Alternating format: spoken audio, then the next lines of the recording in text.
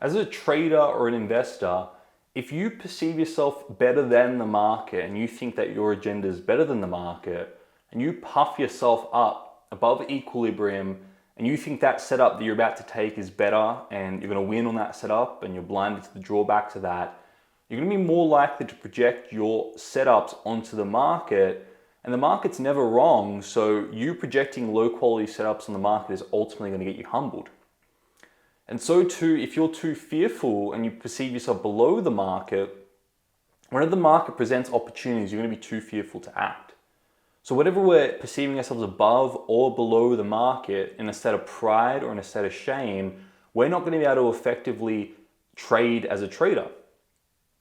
The most effective place to be to trade effectively and consistently is level with the market.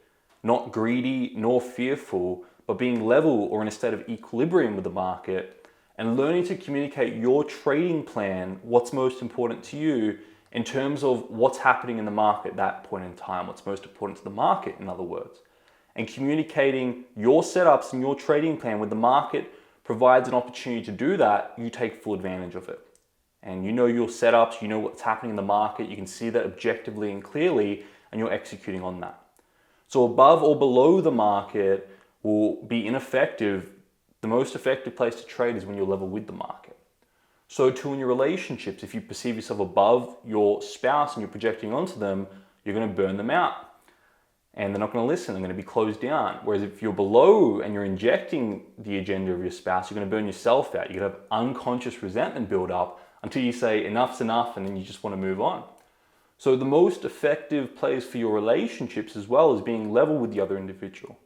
Understanding what's most important to them, understanding what's most important to you, and learning to communicate what's most important to you in terms of what's most important to them. So you can have the most loving relationships. And so too in your business, if you perceive yourself above your client, you think you know better than your client or your customer and you're projecting onto them, you're not going to get sales. Whereas if you're below them, you're not going to charge enough, you're going to burn yourself out. The most effective place to be in business as well is level with your clients and your customers, understanding their pain points and problems and their goals and learning to communicate your solutions in terms of that. That's where you have maximum growth in your business as well. So this one principle can really transform your trading and investments, being level with the market, your relationships, being level with your partner, and your business, being level with your clients and customers.